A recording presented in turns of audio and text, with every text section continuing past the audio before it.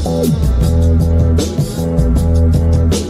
a few moments, you will have an experience which will seem completely real. It will be the result of your subconscious fears transformed to your conscious awareness. You have 5 seconds to terminate this tape. 5, 4, 3, 2, 1.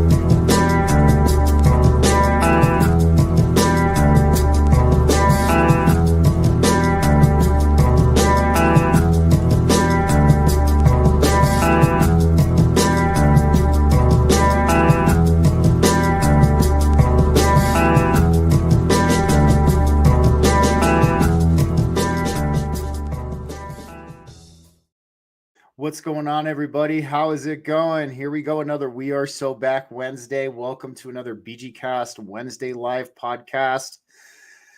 Man, what a day. It's been an interesting day. One of the biggest things I'm going to start off the show with before I bring my guest on is I want to give a shout out to all the warriors out there, man. I know there's a lot of people, a lot of humans who are still on their spiritual evolution, who are very deeply spiritual individuals that still work a 9-to-5 job. And man, I just want to give you all a fucking shout out for that. I know how, trust me, if anybody knows how draining that can be, it is me. Especially when you're kind of in my line of work, being in the trades and all of that. And it can be kind of exhausting. I'm looking forward to the day where I don't have to do it anymore. I've done it for 17 years at this point, or even longer. I mean, I started working when I was 14. So now we're going on about 23 years I've been doing the 9-to-5 thing. I'm looking forward to the day I don't have to do it anymore. And I just want to give a shout out to all of those spiritual individuals out there who are still doing it, still trucking along, man. I mean, we all know we're not wired for this. We all know that we are wired completely differently than the typical hamster wheel setup our society currently has. But we have to provide for and support our families, man. Take care of our loved ones, keep the roofs over our heads. Even though this human experience is temporary, we got to make it at least a little comfortable while we're here. So I want to give everybody a shout out who's still out there grinding on their spiritual evolution, on their spiritual path. Eben Gray, my first job, believe it or not, I started working at a guitar store when I was 14. I've been a musician ever since I was 12 years old. I've been playing guitar for a very long time. That was my very first job. I was there for many years. And I wouldn't have left. It wasn't even really work to me. I enjoyed everything I did there. I enjoyed setting up guitars, fixing guitars, and things like that. But there was no room for advancement. There was no room for improvement. I was graduating high school. I was about to have big boy bills, and $8.50 an hour was no longer cutting it. And there was no room for a raise where I was at, unfortunately. So I just want to give a shout out to all of you. I know it's difficult. And I know it can be fucking exhausting, but nonetheless, man, you guys are strong as hell for sticking in there as long as you have and continuing to do so. So you have my world of respect for that. Also, too, guys, I'm going to drop this in real quick, and then we're going to get to my guest. The one thing I am going to start asking you to do is to like, share, and subscribe. Definitely, like I said on the last show before, when I had Andrew on with Coalescing the Coalition, I am self-funded. I am self-supported. I work a 9-to-5 job. I push it, and I do this because I love to do this. And I do this because I know it helps all of you out there. So yes, please like, share, and subscribe. I'm left a donation link in the bottom of the Rumble and the YouTube videos. If you go to my X profile, and thank you, Don. Hell yeah, man. I appreciate it. Thanks for being here, man. I always love to see you here, bro. And I know you're one of those people too, Don, who's working a 9-to-5 and who's super spiritual. So good for you, bro. You're hanging in there. I know it's not easy. But I did leave a donation link at the bottom of the Rumble and YouTube videos. It is my X profile. If you go to my highlights on my X profile, you will see my Venmo. thing. Do not feel obligated at all to donate. It is not something I require you to do. It is not something I am, forcing you to do. But if you ever feel so inclined to do so, that's where it's at. But nonetheless, thank you for just liking, sharing, and subscribing, guys. So let's bring on my guest. I've had him on before. And I got to say, man, this guy is behind the scenes cranking out the research. He is always looking at new things. He is always breaking down a lot of these concepts that we've all understood, I guess you could say, one way. But he is bringing his own unique perspective and his own unique understanding to a lot of these concepts to the table. We are going to be breaking down quite a bit tonight, so it's going to be a real interesting one. But nonetheless, let me welcome to the stage. I have my friend Cody, aka Raphael Tiriel. What is up, my friend? How is it going? Hello. How's everybody doing? Great, man. Thanks for being here, dude. Thank you for being here, man. I've been seeing everything you've been sending me. I've been going through a lot of it, man. And, there's actually one question I want to kind of start this off with, man. Okay. And because this is a little bit of a rabbit hole I've been down myself, and I've been kind of thinking about it. And since you've sent me, photos of the yuga cycle, let's go ahead and bring one up. Okay. Quick. Yeah. And because this is something that has just kind of in a lot of ways boggled my mind, just, because when we look at these charts, let me go ahead and pull this up. You're pulling it up? Okay.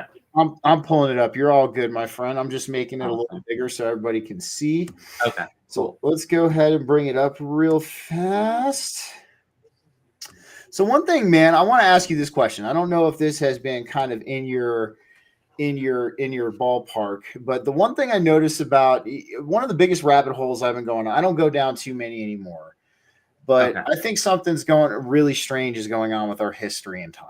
And that's just something that I feel like I just feel it.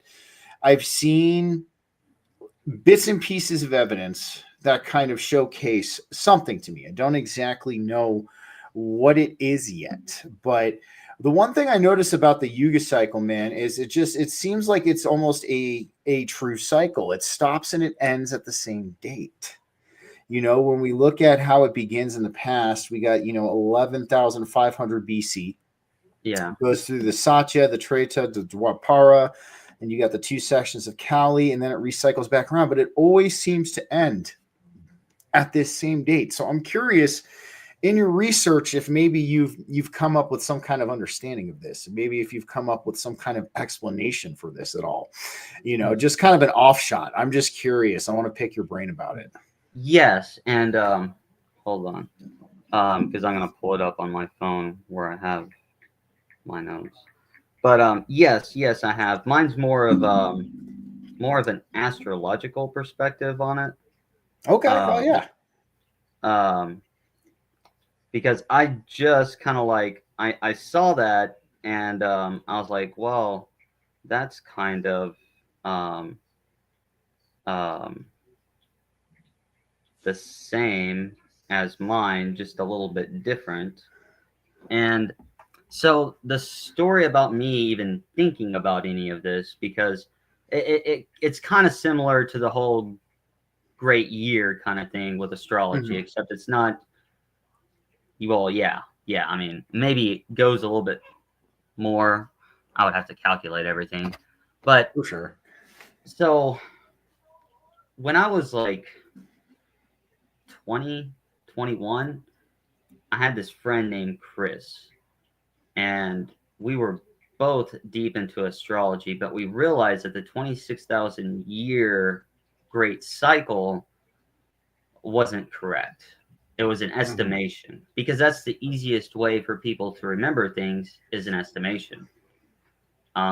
It's kind of like the degrees. It says like, every year 72 degrees passes. Well, which is easier to remember, 72 degrees or 71.6?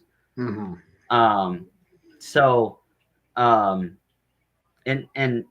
what we ended up calculating was a great year was kind of like 25,890 years, but this might be right at 25. I think it's 25 26,800 years is the cycle.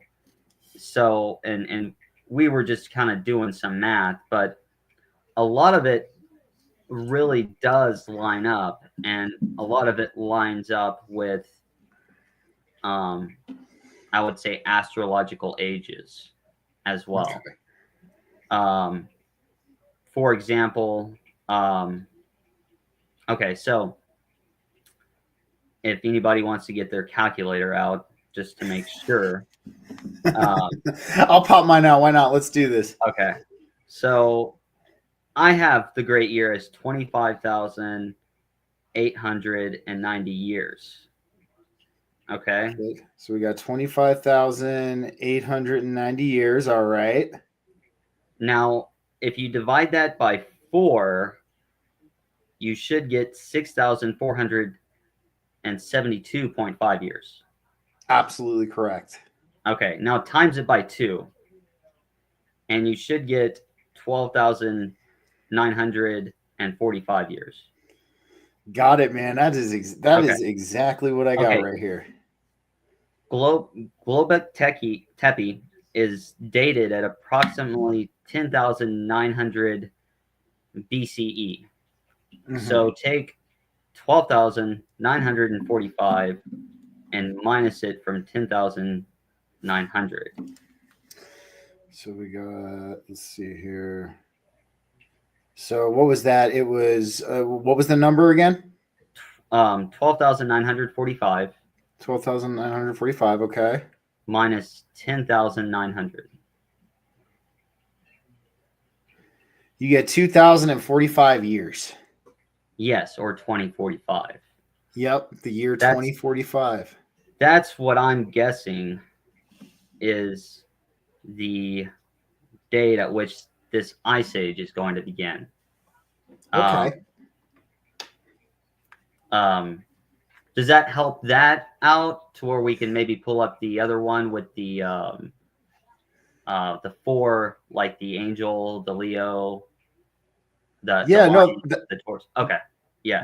That's good. Real quick, do you have it quick and handy? So if you go ahead and hit present at the bottom of the screen, we could bring that up, because that's something I definitely want to talk with you about too, because one of the biggest things that you've been researching is the cataclysm cycle. Yes. Here on this planet, when it comes to the solar micronova, we talked about that in our first episode together. We were talking about Ben Davidson's solar micronova theory, and you have definitely kind of upped your research on that, and you've dove into it a little bit. So just hit present, and then I'll accept it to the stage. Okay. Eben Gray has a question real quick for you, though. So he wants to know, how did you come up with those numbers, i.e. divide by 4 and multiply by 2? How did I come up with the numbers? Yeah. That's what I'm gonna get into. So just be patient so that I can. Absolutely, man. Maybe I should just share a screen. So in the bottom of your screen, if you see present, it should be right next to settings. Stop camera. I should just share screen. Yep, share screen, and then I'll bring it on. Which option? Sharing screen is easiest with 2 monitors. Screen sharing works best on a good. Oh wait, share screen. Never mind. It's just telling me. Yeah. Good. Let's see here. Wow. I do not see it. I sent something to you. It says allow StreamYard. Wait, hold on. Oh, select Windows screen. I guess. No, that's not the one. We're wanting this one. Hold on. No worries, man. Take your time. But no, this is very interesting to me, because I don't know if a lot of you out there have listened to Ben Davidson's Suspicious Observers. Ben was actually one of the first big guests on BG-Cast way back in season 1. And we got to hear his side of the story. And don't get me wrong, I still have a world of respect for Ben. I don't agree with the route he's kind of gone down. Don't get me wrong. But I still have respect for him in the fact that he did take time out of his day and his very busy life to sit down with me when this channel had absolutely no followers. This was like way back in the beginning, man. Freaking, I had like the worst setup in the world. I had a crap laptop, a crap camera, but we made it work, man. We made it happen. So yeah, I do have respect for him for that, even though I just kind of don't agree with the route he's taken, man. I think he's fallen into the narrative just a little too deep. It's not letting me. It's not letting you. Do you want to send it to me on X real quick and I'll pull it up? Yeah, it's not letting me share that one screen that I want to. It's gonna have you show me the screen that we're on. Yeah. Go ahead and pop it to me over on X real fast, and I'll get it loaded up. Okay. Because this is good stuff, guys. Like, we have a different perspective on this cataclysm cycle and this ice age cycle as well. So yeah, let me get him to send this over to me real quick, and I will pull this up. Yeah, coming. No worries, man. Here we go. Boom. Sweet. Okay. All right, I got it right here. I'm pulling it up right now. It's actually something a lot of people are going to recognize. So let's see here. So here I have the photo. Let me zoom in on it for everybody. We got the Wheel of Fortune tarot card. Yes. So how I this kind of just like realized on this is I was listening to Randall Carlson, and he was kind of talking about this, and then something just like clicked in my head. And so these are the 4 fixed signs of the zodiac. It's Leo, which is the lion, and then up there, which is down in the bottom right corner, I think. Yeah. And then the angel, or the man, is Aquarius, and it's up there in the top left corner. The eagle is Scorpio. That's in the top right corner, and then in the lower left corner is Taurus, the bull. The Taurus. So these represent, I would say, the glaciation cycles or the ice ages. And that's what opened my mind, and that's why I divided it by 4. If anybody wants to know why, it's because these happen at about that frequency, that 6,742 years. And so since we're fixing to come into Aquarius, well, let's talk about the Leo. Well, no, let's begin with Aquarius, because we're fixing to come into that. Okay. So if you actually look at the sign of Aquarius, you'll see like an angel, or you could say a man, dumping water over the earth. It doesn't show it in this one, but the actual like glyph or sign of Aquarius, like if you look it up, I didn't put that in there, and that's now coming into me. So Aquarius, and these are all marked by seasons. Like Aquarius is winter, Scorpio fall, Leo is summer, and Taurus would be spring. So Aquarius, you can feel the polar vortex come in, and it feels like a different type of cold, like a real heavy moisture, and that's the water. Now what's going on is the earth is cooling itself, and then here soon, my guess is around 2045, it is an estimate, but it's going to freeze, and you're going to start seeing the ice age basically come. And it takes about 20 years for an ice age to truly settle in.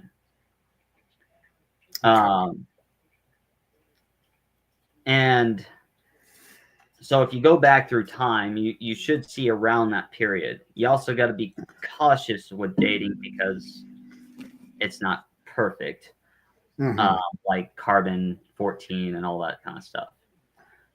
And oddly enough, if you eat a seafood diet, it messes the carbon 14 up to where it'll show you like earlier instead of later or at the moment. Like somebody who lived in 800 AD or B or CE could appear in 600, and that actually happened with the Vikings.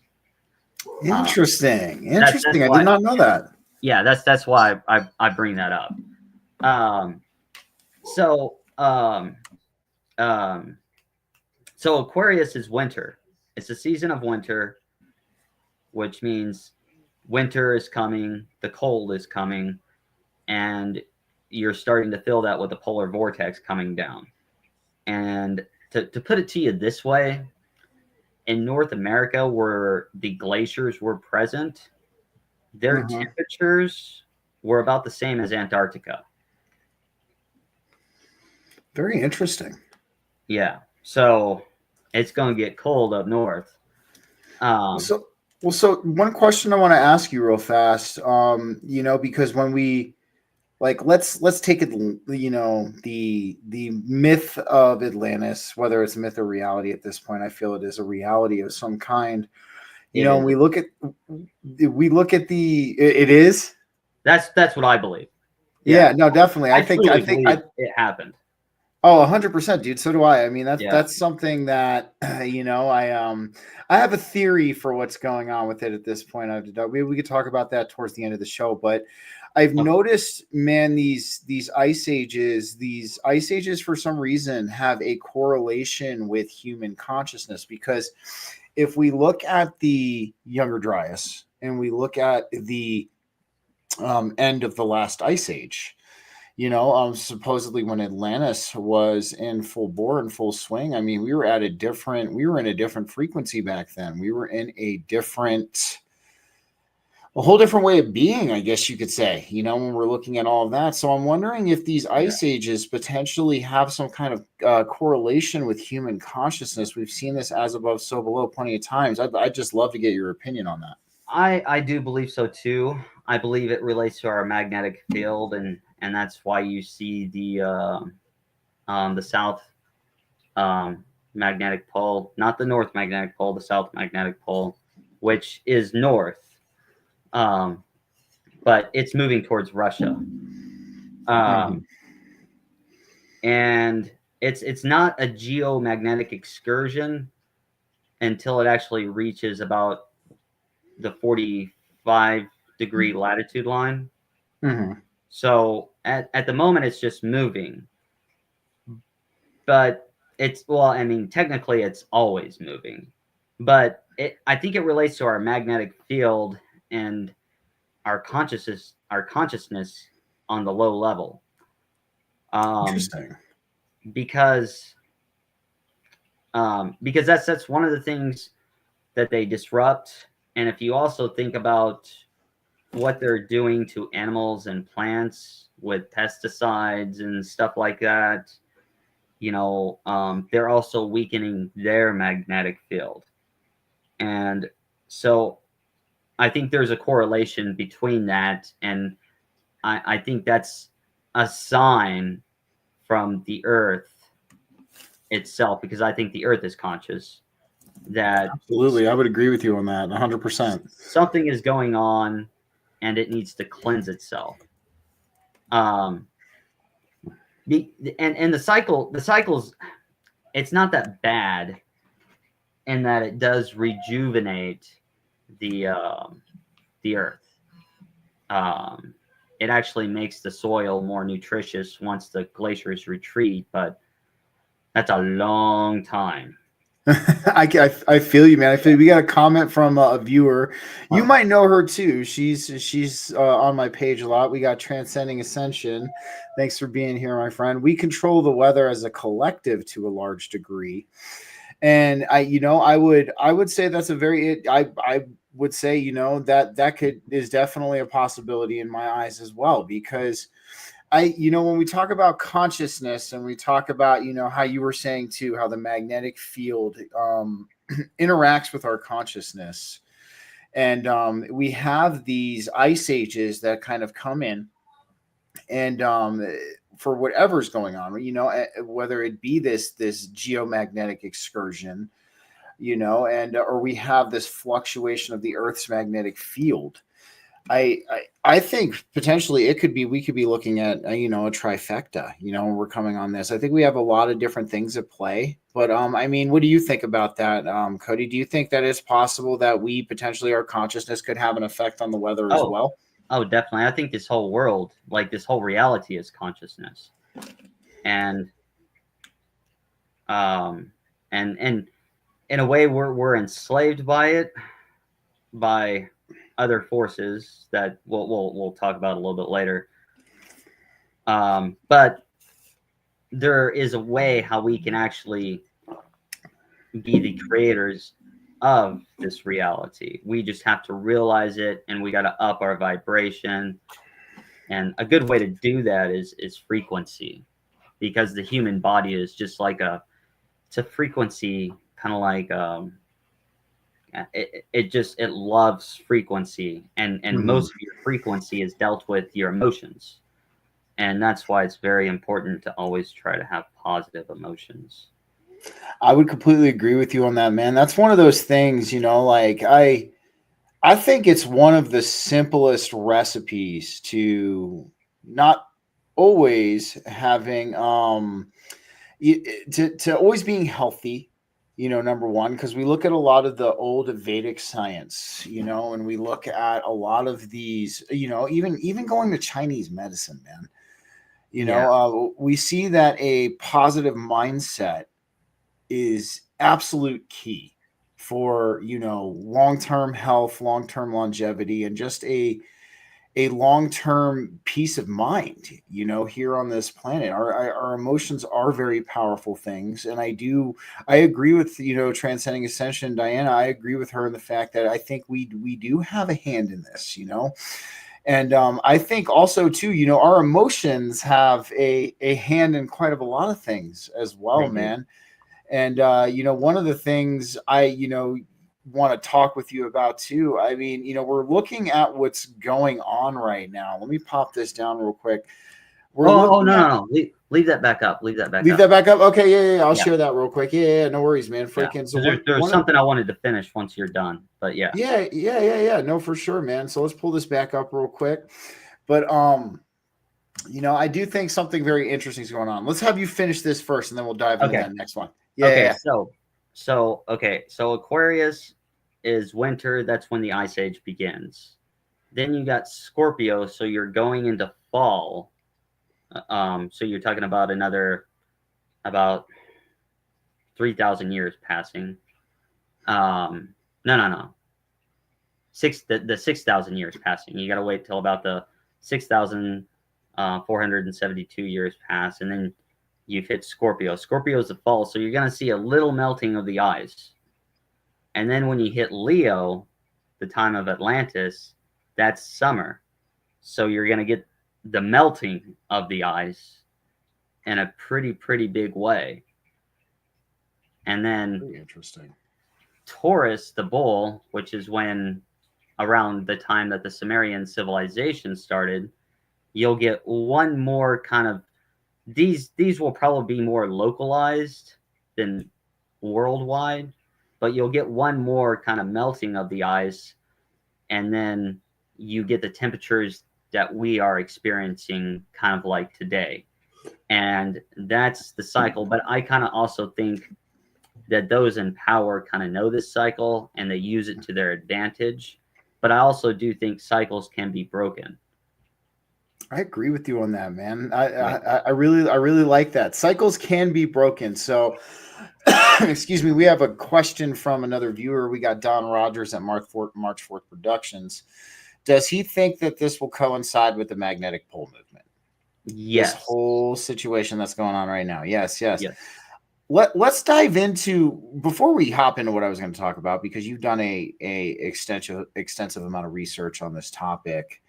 Let's see, what is your opinion on the magnetic pole movement and the geomagnetic excursion at this time? I know we have a lot of people saying some different things. You know what I mean? Yeah. I know we have Ben that continuously keeps kind of increasing the timeline. He's like, 2030, maybe 2040, and I'm seeing like potentially it's like 2050, maybe 2060, Oh, and like I didn't know that. yeah. No I'm idea seeing about I'm that. seeing some different things going around. But since you've done an extensive amount of research on this, what is your opinion on this? I mean, what if you were to kind of give us like a little bit of a glimpse, a little bit of projection So to what we could experience? Yeah, let's hear it. if I'm looking at an ice age, I mean, the Earth could just kind of shift in there. I mean, the Earth has literally moved. I think they said like 31 kilometers, or I forget what it was, but it did move. So it could do with a tilt. I mean, that could be one thing. That could definitely set it in. Another thing is a super volcano or Okay. an asteroid. And if it's going to be like an asteroid, a meteor, or something like that, we got to pay attention to, I think it's June and around Halloween time. All the way up from Halloween to about November the 19th, because those are the two times that the Earth travels through the Taurid meteor stream. And Okay. if we're going to be hit by a meteor, it's going to come probably from there. Interesting, man. It's like, so do you feel in some kind of ways that we could potentially look at any kind of solar event that could contribute to anything, or do you think that's I think maybe the just a sun little is bit far? going to go to sleep, Interesting. which we're looking at a grand solar minimum, and that can also kick things in. This is interesting because like one of the biggest things, like when I look at the stuff that you send me, and when we're talking about this at this point in time, I see this huge like as above so below. It's just something that I consistently see all of the time with this stuff. But here's something that not a lot of people tell you about. If something happens in the heavens, it changes that below. But if something happens below, it can change that which happens in the heavens. Exactly, man. Exactly. And then that's why I think, when you said that cycles are meant to be broken, Yeah. Yeah, I do I feel, do. Yeah. I do feel like we have that power in our hands, man. I feel like we have this ability to turn the tides. I think we are already in the process of doing it. I mean, there's some people who think right now that we are potentially on the highest possible timeline that there is. I mean, what are your thoughts on that? Should we buy into this, or do you think it's a good thing to stay kind of observing without attachment, be at a healthy level of skepticism? I would say set your mind that we are, because it's your consciousness that can shift reality. And so if you believe that we are, then we are. But then you also got to know that there's also those that are trying to disrupt that vibration. And Absolutely. and that's where the kicker comes in. You gotta stay strong in mind, and it's not easy. But you just got to keep being positive. You got to be persistent. You got to try your best to have positive emotions, and that can be the hardest part, especially when you're dealing with people with negative emotions. And I'm not saying I wouldn't, and you can't really leave people with negative emotions alone, because yet we are all one. So in order for this to actually work, we got to get other people up in those levels of consciousness. And that's why I don't like to block people. I'm with you. unless it's like I've become a little bit different on that these days because I don't put up with name calling, and so I'll give a warning. I'll be like, look, this is my stance on this basically, and if you do it again, I'm gonna block you. Well, I mean, Because it's reasonable, man. You're putting up a yeah, boundary. yeah, yeah, Yeah, it's and reasonable, man. Hey, man, real quick, I have another question from a viewer. They're rolling okay. in, or just the statement. Yeah, so we got Andrew, who was on last week from Heavyweights Lights Feels. We got breaking a cycle takes a circle to a spiral, 2D to 3D. Now we're jumping to 5D. That's cool. Yeah, man. Thanks for being Yeah, here, Andrew. But I agree. no, I agree. yeah, I know. I have a great audience here. I'm really grateful for them most of the time. They ask great questions, and Awesome. but no, man, I'm with you on that as well, man. It's like setting your mind to it. I think one of the biggest things, and I've brought this up on this show quite a few times. We're in this world, in this current reality that we're in. We are presented with extremes and illusions as reality, I like to and think of it as mirrors. mirrors. That's a good way to put it too, man. That's a good way to put Yeah. it too. And we have everything that has become so emotionally driven. Like, I've even said the saying before that our entire collective at this point in time, including our conscious collective, is in a gigantic glass cage of emotion. Yes, I'm borrowing that quote from that movie, but it does. It kind of rings in, man. And I think right now, I think you kind of hit it spot on. Put your mind there, have your mind strong, have it projecting itself to that highest possible timeline, and and understand what's going on right now in some ways is kind of a show, I guess you could Yeah. say. It's kind of, yeah. And remember one thing, life only makes sense if you look backward. The problem is you got to move forward. So the past is nice to understand, but remember to stay in the present and build the future. You can get lost in the past. Oh, 100%, man. 100%. Yeah.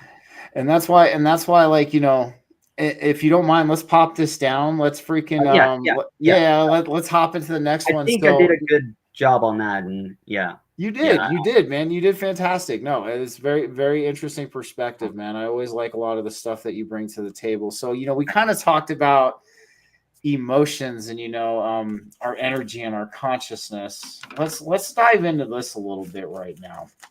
You talked Okay. about how there are things or individuals trying to manipulate this. So, kind of in your Yes. words, let's I kind of wouldn't just say that. I can tell you governments have put research into manipulating this.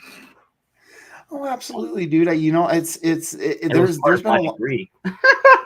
Well, yeah, let's dive into that a little bit. Let's talk about some of that Yeah. research, man, because I think right now, what we have, at least in my eyes, and one of the things I agree with you about wholeheartedly is, we need to, in some ways, kind of help nudge our collective a little bit. Like, I know Yeah. you can't give them too much of a nudge, man. Like, and I guess I'll even retract to the old fashioned saying. I think they're gonna have to. I think they're gonna have to have some nudges, like some deep nudges, because time's getting very close. Oh, it is. So here's my question to you. Since we're Yeah. on this topic, let's talk about the whole disclosure thing real quick, because I have a theory. Okay. Well, whether or not the disclosure is going to be about real extraterrestrials or some kind of fabrication, I don't know. I do believe there are other beings out there. I have had experiences with other beings, but nonetheless, I digress. Do you think that this could be a potential nudge into a higher frequency for our collective? Because I'm kind of theorizing that it may be. Because if they are to, like I said, even if it is fake, I don't know if it is, but even if it is, They I feel. are. Well, I mean, it can be, but I don't think they're going to tell everything. Is what I worry about, because I think the part that they want to hit the most is this aspect of this new energy that they want to release that ties into our consciousness And this is where the technocratic society comes from that I'm majorly against. I'm with you too, man. I'm against it as well. And I think it's kind of almost it's almost like at least in my eyes, it seems like they're trying to aim for what I would call almost a a false unity consciousness. I mean, you look at Elon Musk, because I mean, for those, I'm a I like to partake in the Gnostic creation story, the Gnostic side of things, out of the secret book of John. Like, and we talk about the Gnostic Genesis story. We have the demiurge Yaldabaoth, who is the in the canonical texts God at that point in time, who had Adam and Eve in this Garden of Eden. We'll go with the physical Adam and Eve, because in the Gnostic version they talk about how there was a heavenly Adam and Eve first before the demiurge brought down. But nonetheless, like, that was almost a false unity consciousness that we were kept in when we were at that time. And this ruffles a lot of feathers when I say this, but it's in the book. You can read it. If you look at the secret book of John, the ones who had Adam and Eve eat from the tree, the one who had Adam and Eve eat from the tree was Christ, not Lucifer. And because Christ was trying to liberate Adam and Eve from the false unity consciousness of the demiurge. I'll digress and I'll say this. That's what it seems like they're trying to gear everybody back towards. We talk about the whole technocracy thing. I mean, that's why I don't trust Elon Musk. I don't. I don't either. I know you don't either, which is Yeah. It's good, but it seems like this is something they're trying to push us towards, man. I just have really strange feelings about somebody who wants to put hardware in my brain. I just always will. Oh yeah, yeah. I mean, to me, it's like, dude, they can just kill you like that, if they have like something in there like that. Like, oh, you said the wrong thing. Bye bye. It's like it's almost a gateway to the social credit scores. It's almost a gateway to all of this tracking. I mean, perfectly describes the B system too, and the whole 666 B system. And I'm just kind of like, no. But no. So yeah, he's man. I just also watched a video about him trying to build his own town with his own basic town, where I'm assuming where he's going to bring the illegal immigrants that he's probably going to pay the $5 million for. Did you see that with the gold visa? I saw something about it, man. Like, I've been really busy these past couple weeks. I haven't been able to look at. Dive into it for me, man. This is something I've definitely. Trump is coming out with a gold visa to where you can pay $5 million and you're on the path to a United States citizenship. And I'm like, this can go wrong in so many ways. and then he says, and companies can also, pay for people to come here too. And I'm like, whoa. And Elon's over here creating his own city that's going to have housing, its own separate utilities and everything like that. And I'm like, this feels like indentured servitude almost. And it does. Yeah. And I'm like, man, I'm not down with. And it feels like selling America out. And I know he's trying to advertise it as, oh, it's going to pay the debt down. And I'm like, well, if you still have the dollar going, yeah, that debt's not going down. It's a fiat currency. We got to do something about that. And it's made me start that, and the whole thing with Israel is kind of started to make me really, really question Trump. And it's wild to me because, and don't get me wrong, I understand where you're coming from on that. I do. Yeah. It's this conversation. I'm all for having it. Don't get me wrong. We can break into it. Okay. Yeah, definitely. We can break into it. It's hard with certain people to have an objective conversation about this topic. And it is, and I know you had I remember seeing the whole thing with somebody else that I know. We're not going to name names. You guys had a conversation about it. I saw kind of a back and forth on X. But it is. So yeah, no, I can understand where you're coming from on that wholeheartedly. And yeah, let's dive into that just a little bit further. Are you talking about the Israel or the technocracy, or kind of like both? The both. Yeah. They kind of work in together. Okay, so I guess where would you like to begin? Well, let's talk about how you with what I call Israel. I think that would probably be a good spot. Let's do it. Let's start there. There. Okay, this is going to be hard to process. So I'm going to ask people is research what I talk about after the show. But the Israel of today are not the true Israelites. They are they're mostly Edomites and Canaanites and oh man, I don't know how to pronounce the how do you pronounce the Ashkenazi? There we go. Ashkenazi Jews. Yeah. Oh, and if you call Israel the synagogue of Satan, X is going to flag you for hate speech because I just got flagged for hate speech. And if you try to use China and Grammarly, they will not edit your document at all. I just found that out.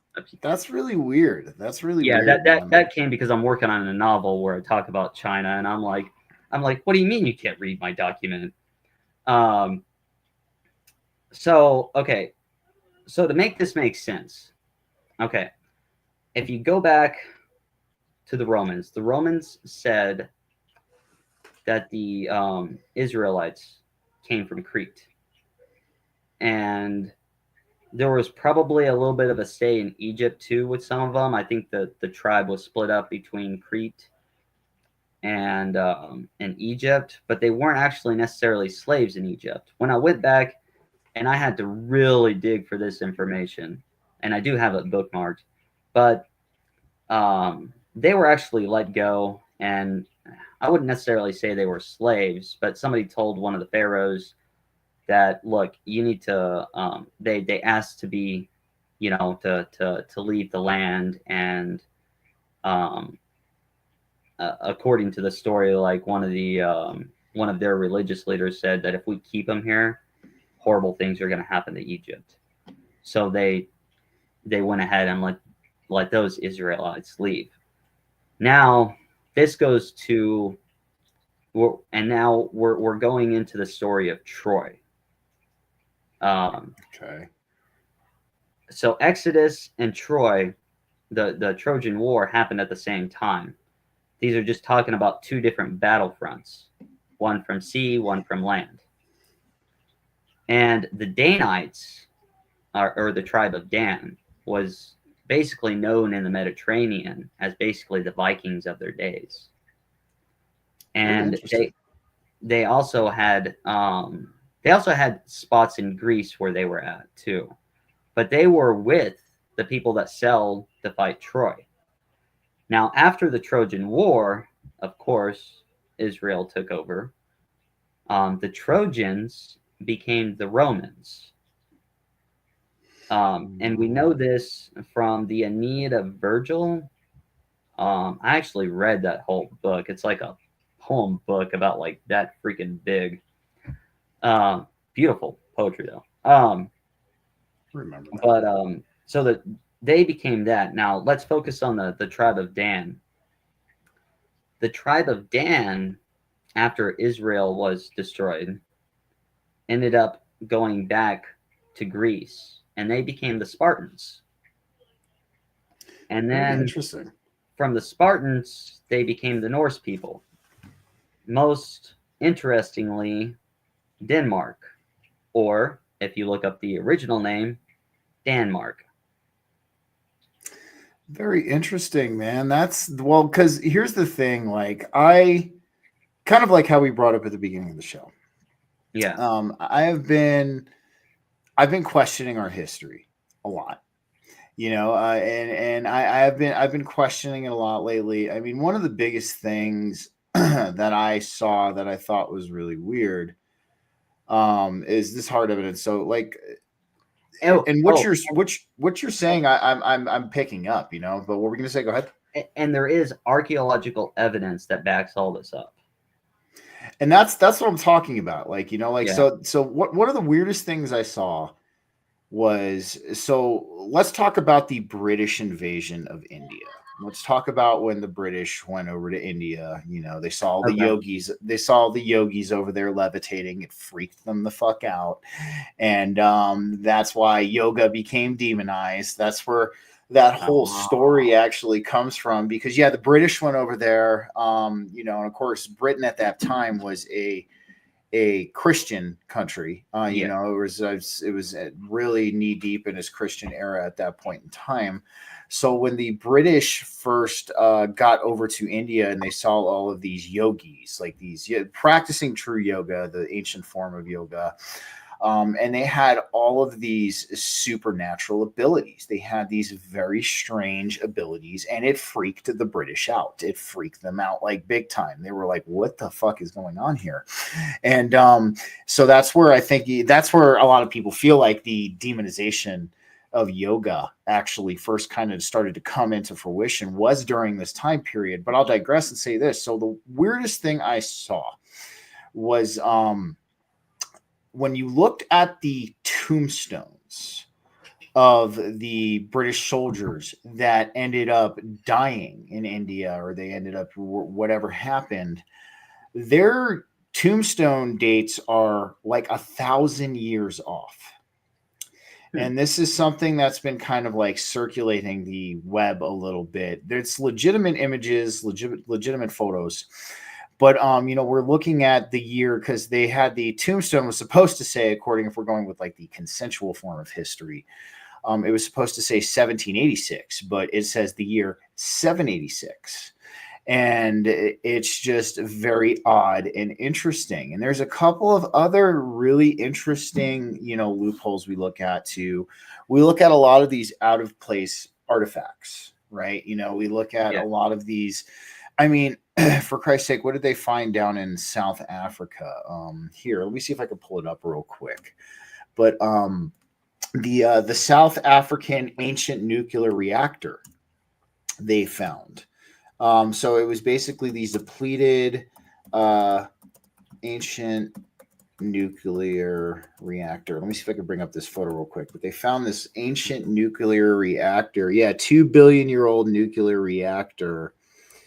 Let me pull it up real quick. That one's 2 billion. This one they were dating at 14,000. Let me see if I can find this exact one. But I think I don't know, man, because just based on what you said, because what you said about the traditional story of, the Israelites and the Romans, when we look at consensual history, it paints a very different picture. However, I'm with you, though. I do think there's more to that story. I think there's a lot more to this story. I can't. And also, Jesus says that the Pharisees in the Bible aren't Jews.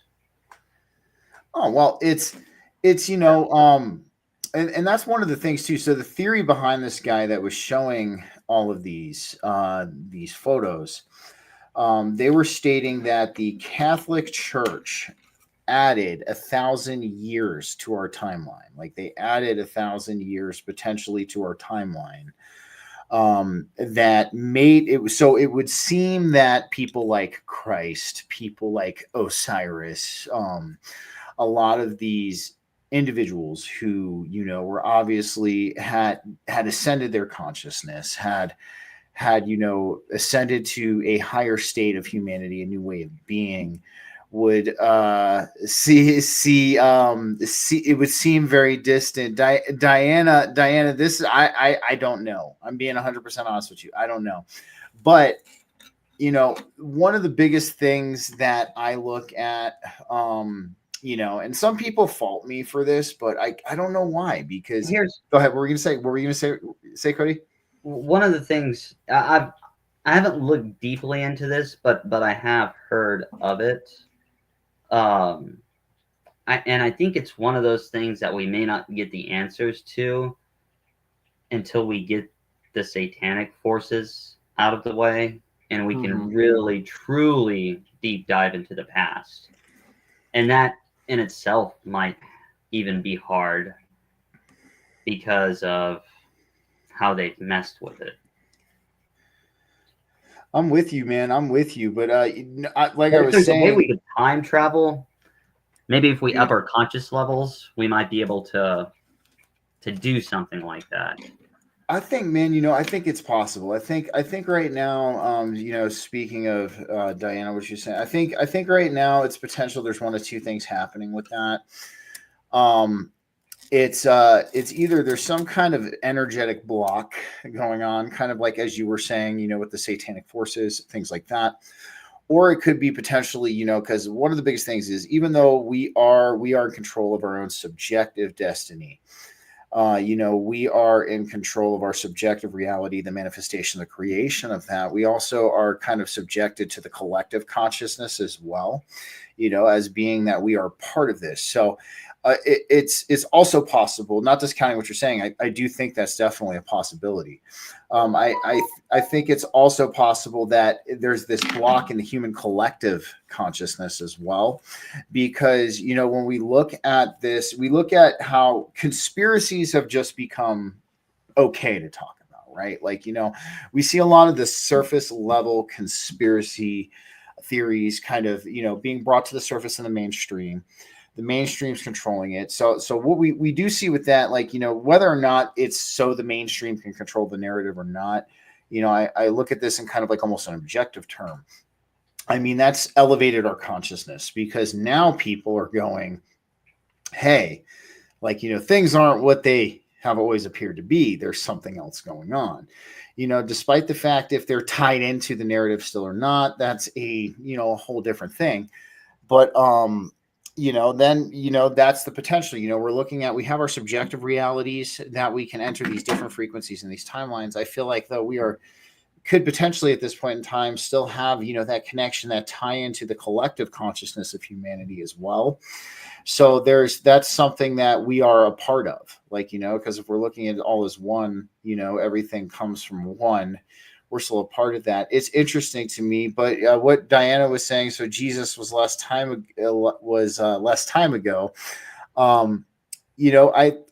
This is my thing, man. And like I was saying before, some people fault me for this, but I think it's tried and true. And like, you can't debunk, debate, or discount any of what I'm about to say.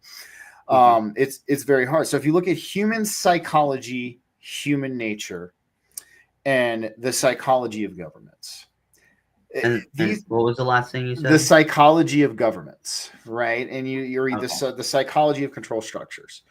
When we look at a lot of this, we compile those three things together. Like I said, they can't be debated, they can't be discounted, they can't be debunked. They just are what they are.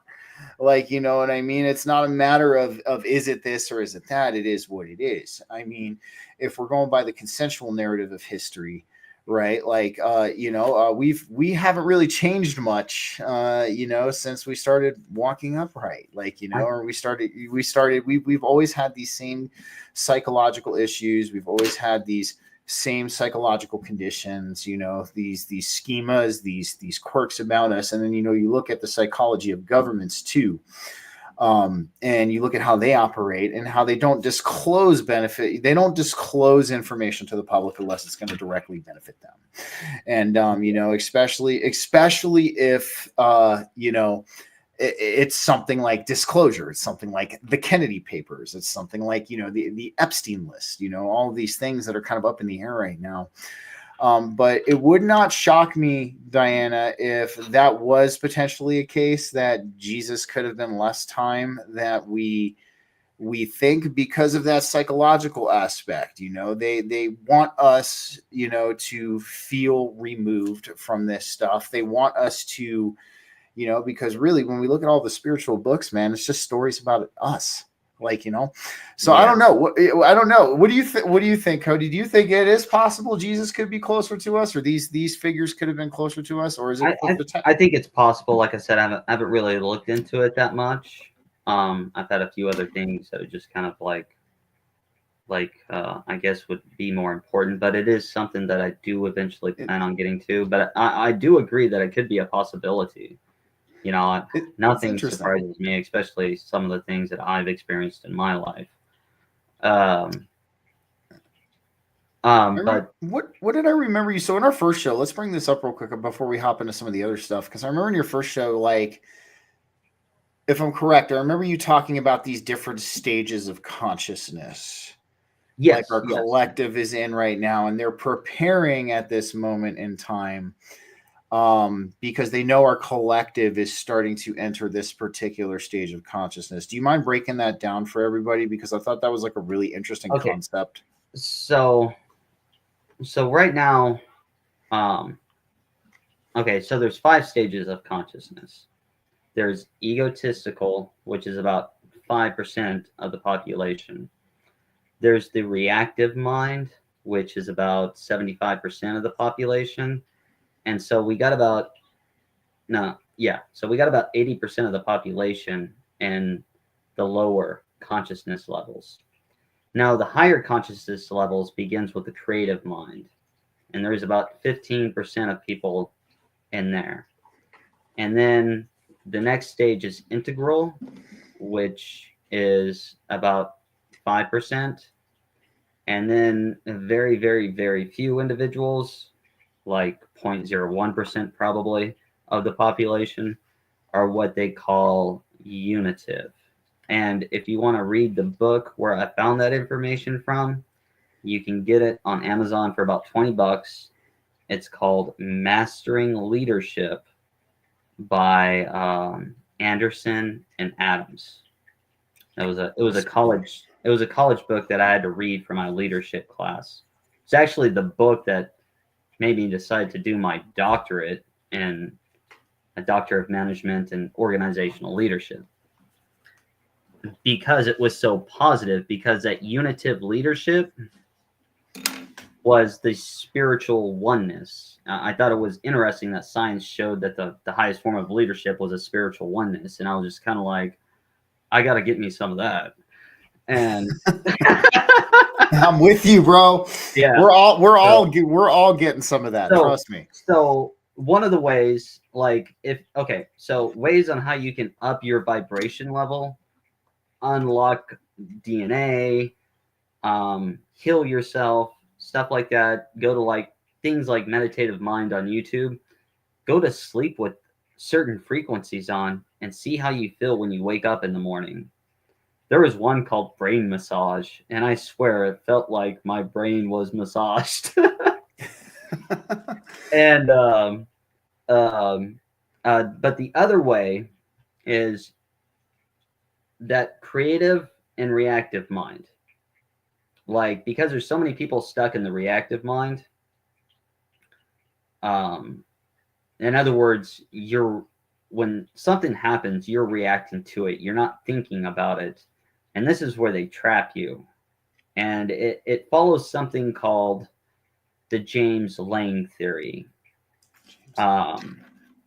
which means, and the basis of it is behavior happens before cognition. Okay. So in lower consciousness individuals, behavior will happen before you think about it.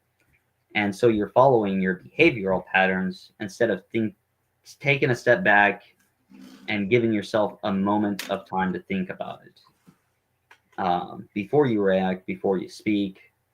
And it's also part of fear consciousness too, when they put you in the COVID-19 thing. And let me tell you something about fear. Fear is so strong that it stops your cells from growing. You can't think, you can't grow. And it keeps you stuck in what they call the flight or fight mode. And that's they've, if you look up something called Cotter's 8-step model, I read it in the last one. Yeah. But basically, it starts off with how to create organizational change. Everything that I'm telling you is under a section in leadership called organizational change theory. Cotter is one of the individuals, and it begins with create a sense of urgency. Interesting. And because that sense of urgency will get to you and start putting you in that fear level vibration, and you're very easy to manipulate in that. I mean, man, I remember I was one of the first people that noticed all this. Well, I was also kind of warned that this would kind of come, and man, I just flipped my mind that this came. And I remember going into Family Dollar, and I was talking to my mom on the phone, and I didn't have a mask on. And when I walked in, they were like, "You need to put a mask on. You need to put a mask on." And I was like, "I'm just getting one thing. I'll be in and out." And they're all like trying to give me the hardest freaking time about it. And I go, "Look, I'm disabled. I have PTSD. I'm not wearing a freaking mask." And they looked at me and they go, "You're not disabled." And I'm like, "Fuck you." Dude, and and I'm like, I'm not wearing it. Look, I'll pay for it. I'll go. They started trying to call their manager, and the manager was like, "Just let him pay for it, let him leave." But everybody was clapping in the store for me. So. Dude, that's real quick, but let me share a small story about because I actually made a post about this today on Facebook. 2020 is still a sore spot for a lot of people. It's fading for me. It's fading for me, but I'm not forgetting. We'll just put it that way. Like I will never forget that. But no, it's so I remember it was so funny. I was going to see a friend of mine. I had to run to Target, right? And I had to grab something because he asked me to grab something when I was on the way to his house. So I remember I went to Target and I grabbed something. I was, grabbed like a basket. And this young blue-haired kid comes up to me, right? And wearing a mask and everything, and goes, "Sir, excuse me, you need to put a mask on." And I was so amped up with everything going on because, like you were saying, like even before 2020, like a lot of us in the conscious collective, the anarchist community, and things like that, we knew something was going to go down. We didn't know it was going to be a virus. Like a lot of people were thinking, financial collapse, potential war of some kind. Like there was a couple of cyber attack potentially. I knew it was going to be a virus. Dude, there's a lot of people, but it was funny. So he comes up to me and he goes, "Sir, excuse me, you need to have a mask on." And I was already amped up and very angsty about everything going on. I turned around, I looked at him, and I was quick. But I said, "Hey, listen, I identify as somebody who wears a mask. Are you discriminating against me? I'm going to need to talk to your manager right now." And this kid literally just put his hands up, like turned around, and then just started walking the other direction. And I was just like, "Good. We're done here. Like we squashed this whole thing." But nonetheless, like you're saying, man, it's like you say, keeping people in a state of fear. I call it a state of mesmerized terror. I borrow this from I've talked about it on the show enough. I promise I will stop after this time, but in the newest season of Black Mirror, the first episode, Joan is Awful. If you guys have not watched that one yet, if there's any Black Mirror episode that I recommend that you watch, it would be that one because it's freaky when it comes like compared to our world today. But so basically I won't ruin it all for you, but there's a part in there that they have a quantum computer at this place, and it's generating all of these different realities, right? And it's talking about how people are not engaged with positive things. Like anytime they try to showcase somebody a positive thing, the collective is not engaged with it. They seem to be kind of like, they're like, "Oh, whatever about it," But when you show somebody a negative thing, or you show somebody something that's like fear-based or kind of gets that kind of thing going within them, they engage with it like hell, dude. They're all over it. Like it's and what they said in the we like to keep people in a state of mesmerized terror So they continuously engage with the negative aspects that we're showcasing to them. And therefore, it brings your vibrational level down. Oh, dude, it resonates so hard. Dude, if they had some kind of quantum computer right now and they were doing, people talk about predictive programming. People talk about how they put the truth in fiction. If I wouldn't be surprised if something like that was going on. But you're absolutely right, man. They keep people in that state of mesmerized terror, and it stops you from growing. It stops you from evolving because you're stuck in this state of stasis. So, well, since we're on the topic of that, now I did write this in 2004 because I knew this time was going to come. It was going to get close, and so I posted this poem on YouTube, and it's titled "Pestilence" in all caps because I was trying to get people's attention, and it's dated February 6, 2019. And this is what I wrote. As the past catches up with the future, pestilence is on its way to murder and decay. The horsemen have arrived, and they are here to stay, for they don't care about your name just to take you to the grave. You gave the apocalypse its name. The past created what is now. As your blood boils in revenge and hate, hiding and looking for the escape, afraid to finish an echo of the past, reincarnated into a sick and twisted fate, just lay back and sedate. The author of life traps words into a prison, manifesting a science of isms. As humanity divides the prism into a secular schism, the dark energy of the soul has created its master with prophecies of a world-ending disaster. And now you think you can control the play, but you don't even know how to escape the grave. So I laugh at everything you say, and it's not the first time the earth shook while absorbing all the pain. Chaos is alive, a war of love and hate, as the earth takes a portion of what it creates. I guess so. That was absolutely awesome, dude. Very nice work. Very nice work. I kind of want to do the what did they do at the coffee house? Did they snap their fingers? But yeah, I definitely want. That was awesome, man. And I'm thoroughly impressed that you knew it was a virus beforehand, because I remember back in the day, man, I'll even shoot it off. It was like 2016, 2017. It was just after Trump got elected the first time. I was on a lot of forums. I was on Facebook at the time. This is before X kind of became what it is today. It was still known as Twitter back then. Not a whole lot of people were on board with it as they are today. But, we were like, what? All right, something interesting is going on. This guy just got in to be president. Like, this is weird. They're like, so like, what do you think is going to happen? Or we were like, we don't know. Like, I was like, is it possible there's going to be some kind of war, some kind of fight? But the fact that you knew it was a virus is pretty impressive, man. Well, that was because of the documents that I read in 1998. That's how I knew. I knew it was coming, and I thought it was fixing to come. And I also made I had a video I made in March warning people not to take the vax. I tried to make it as low key as possible because I know so many people they don't like it if you're anti-vax. And I'll tell you straight up, I'm anti-vax. I haven't had a vax since 1998. I'm 41. I haven't been sick since 1998. Hell, I haven't been sick since I was 12. So that's awesome. I don't do vaccines,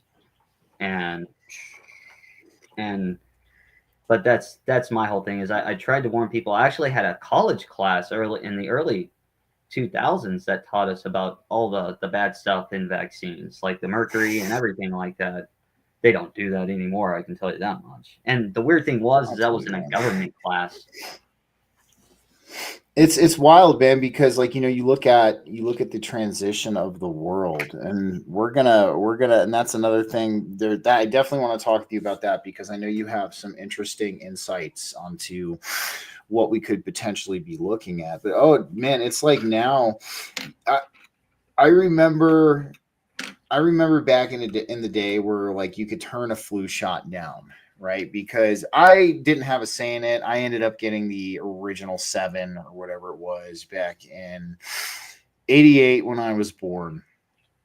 And I didn't have a say. My parents ended up doing it. I- You know. I was born in '83, so I mean, I had some of those. I had a weird Yeah. birth though, but I was supposed to be born at midnight, but they made my mom wait until 12:01 Very interesting. because That's kind of weird. I couldn't be born in between days. It was actually 11:58 when they made the decision, so she had to wait 3 minutes. Oh man, dude, that's strange.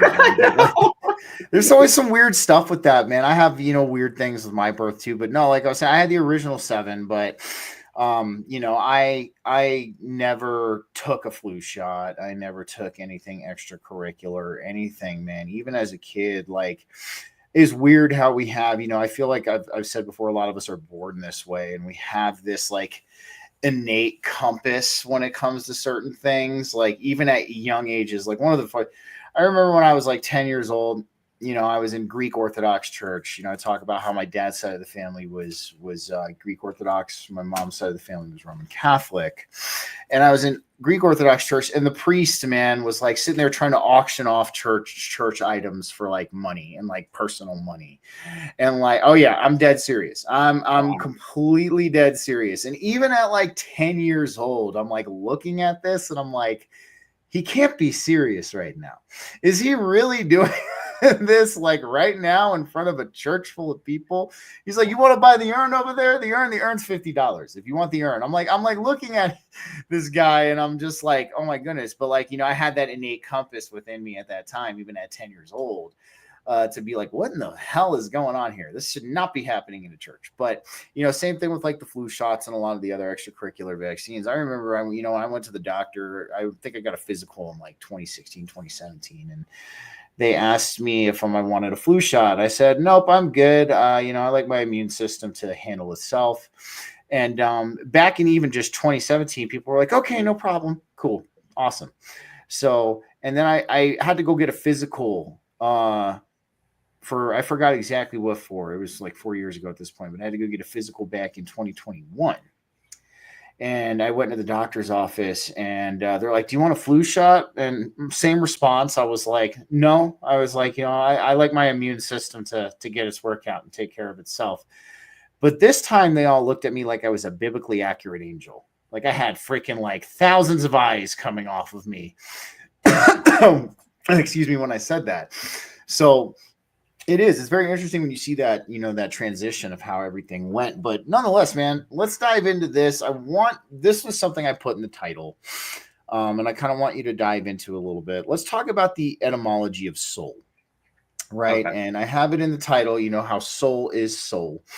And, when we look at, the sun, a lot of the ancient spiritualities and different mythologies looked at the sun as something very important to them. I mean, obviously in a lot of ways, because they, it was the giver of life. It can also cause death. How ironic is that? And, so let's break this down, because one of the biggest things I, tell a lot of my viewers and I tell a lot of my listeners is, we have a lot of symbolism about our origins and our nature. I'm sending you pictures. Awesome. Let me go pull it up real quick.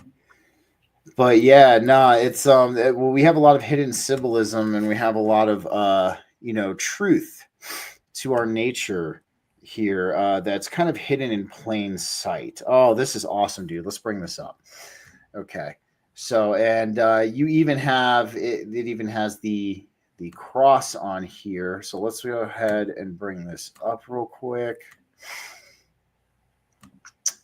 Yes, this is a good one right here. Hold on.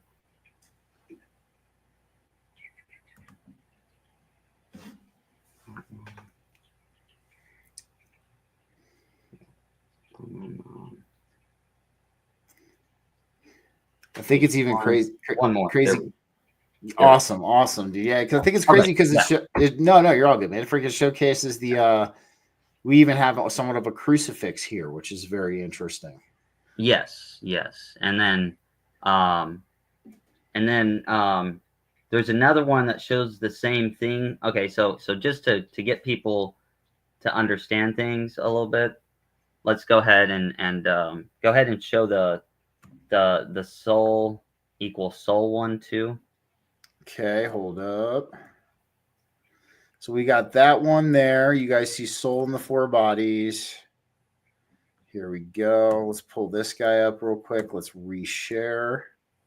Because this is really interesting because I'm big on this kind of stuff. I mean, I think, and even in my chat with Emily back 2 weeks ago, I think sometimes we can block ourselves with our own perspective from kind of seeing what's right in front of our eyes. And this is a really good thing that's kind of like right in front of us that we can kind of like take and look at as an example. So, because a lot of people like examples, they want to see this. So this is very interesting. Yes, soul and soul. One of my characters is named Soul too. Okay, yeah. So, Awesome. So I'm trying to think about. Okay, so what this is talking about, and I started.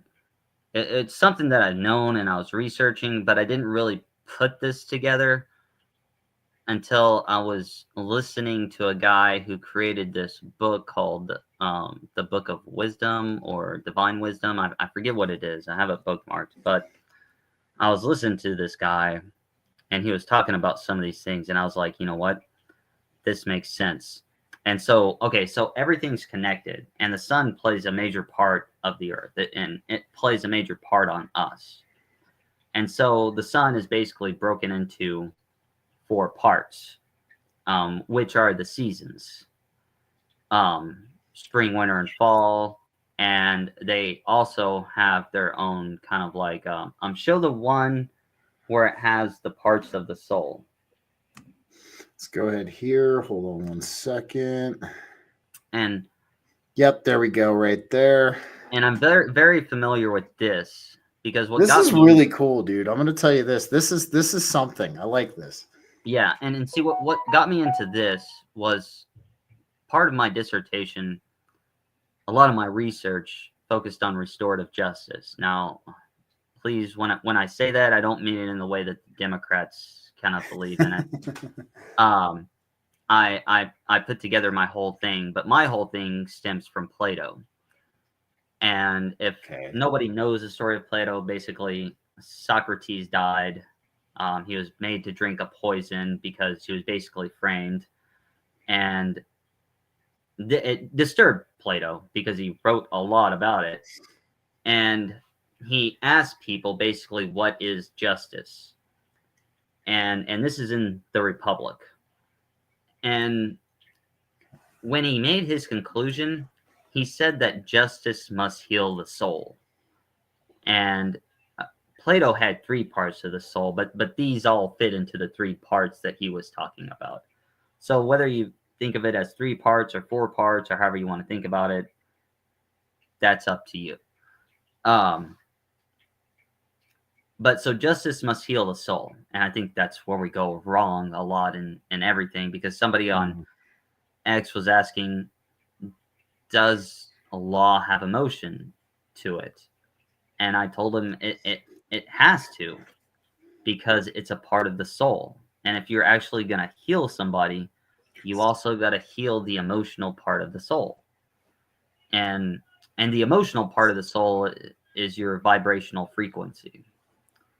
That makes a world of sense. Yes. And so, and these all relate to air, earth, fire, and water. Water would be the emotion. Air is the mind, I believe. Earth would definitely be the body. And then spirit would be fire. That's right. Yeah. And those go along with the seasons too. And so these are the things that you gotta keep your body healthy. And I think we can live longer than what most people say they 100%. Do. I think we can live beyond 100 and something. And you got to keep your mind healthy. You got to keep your spirit healthy. and you got to keep your emotions healthy. If you can do that, you are a force to be reckoned with. Absolutely. I would 100% agree with you. And I do agree with you that we are capable of living way longer. And part of me thinks, man, and this is just my opinion too, because, you know, we look at the King James Bible Mm-hmm. and we see how in the beginning, you know, Adam lived to be 900. There were these individuals that lived to be upwards of 800 to 900 to 1,000 years. And then after the flood, God, quote unquote, Yeah. was like, no, 120 years max. But then again, too, you have to think of the people. Our perspective is everything, right? And we are 99%. We are the cause of 99% of our you know issues that come to us. Full circle, all of that. You know, we are creators of our reality. So if somebody, you know, who's really invested, let's say really invested in the King James Bible, looks at that and goes, oh, I can only max out at 120, they just set that limit on themselves. So for me, I think there are these things, and I guess I'm looking for the words to describe. They're almost like casting spells in a way that kind of exist within our human society and within our collective consciousness. And that's why I don't go to a doctor or an emergency room unless I absolutely have to, because medical hexing is a thing. It's part of the nocebo and the placebo effect. So, like, you know, and when we look at the two things, like the placebo and the nocebo effect, you know, the nocebo is where something negative comes out of it, and the placebo is where something positive comes out of it. It's almost like we're nocebo affecting ourselves, you know, and with a lot of these different spells and things that they put forth. Because I know for sure that, and a lot of the spiritual community gets their freaking feathers ruffled when I say this, but yes, we are immortal in terms of spirit. Absolutely. Yeah. But there is a type of physical immortality that can be achieved here. It most certainly can. Now, when I say immortality, it doesn't mean you're invincible. That doesn't mean you can absorb gunshots. That doesn't mean You're not going Wolverine. You're not Wolverine. You're not gonna, if somebody freaking hurts one of your vital organs that you need to survive, yes, you're going to die. But if none of that happens, you will live a very, very long life, man. And you know, I think I'll kind of dive into the Kundalini. Buddhists Go ahead, have what was it? actually recorded people living up to 289 years old in present day. Oh, absolutely, dude. Well, that's you even look at you even look at Mahatma Babaji, right? Who brought Kriya Yoga to the sages like hundreds of years ago. Yeah. At the time he brought the Kriya Yoga to the sages, he was reported to be 256 years old. Okay, and he looked just like we do, like, you know, older 30s, mid, you know, early 40s. Like he looked just like we do. You know what I mean? But the man was 256. There's these reports of these chi cultivators through qigong in the Himalayas that have lived upwards, like you were saying, upwards, you know, in the Buddhist aspect of everything and the Taoist aspect of it all, who lived upwards of like 200 to 300 years. Like, there's definitely, I'm with you, man. I'm picking up what you're putting down. I 100% agree. You know, we can. I think that it's almost like a spell that's cast on us. Like, and what I think we should do is, like, you know, well, one of the things I always question is, you know, these people have a different method of health. We need to introduce that into the United States and let people decide, you know, which one they prefer. Oh, absolutely. You know, I agree with you. They try to dominate everything, and I think we need more variety instead of, you know, because now modern day medicine is the technocrats are trying to replace it with putting nanoparticles in your body, saying that they can cure cancer. But let me tell you something. Every day your body eliminates cancer from your body. Exactly. It does it all the time, and it's probably mostly parasites. That's a big combo too, right there. Yeah. And there's different ways. Like I would stay away from chemo if you have to. I mean, it's up to you. But I do want to let you know one thing that they do not tell you is that it's mustard gas. Oh, absolutely, man. Absolutely. I have a friend right now. I'm not going to name her name. Bless her son. He's been through a lot. But he ended up getting he ended up getting a brain tumor. Ooh. And it's been a struggle for her dealing with it all. And she didn't want to put him on chemo. She didn't want to put him on radiation. She wanted to try these alternative treatments, but her ex, the son's father, and the hospital have kind of like ganged up on her and are like almost like forcing her to do all of this, man. It's a real sad situation. Or if not, they'll try and take the kid away or something like that. Absolutely, medical kidnapping, man. And freaking, I feel for her, man, because like, Yeah. I'm not a parent yet. Like, I'm not opposed to being I'm a not parent. either. Yeah, I'm not opposed to being a parent, but like, I just couldn't even imagine, man, like, being a parent. And I'm sure all you other parents out there are probably feeling what I'm saying too, and how that would I know fuck you they've up, had to have dude. a tough 4 years. Oh yeah, man, it's wild, but like you're saying, it is, and like the whole parasite thing too. That's another thing also that they don't want you to know, because if you get rid of parasites, you're going to notice that. And when I say parasites, you have energetic and physical manifestations of those. Like, don't get me wrong. And pumpkin seeds, yep, mugwort, wormwood, is a good starter.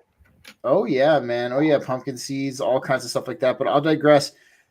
Back to what you were saying before, I think people should have the option to choose this.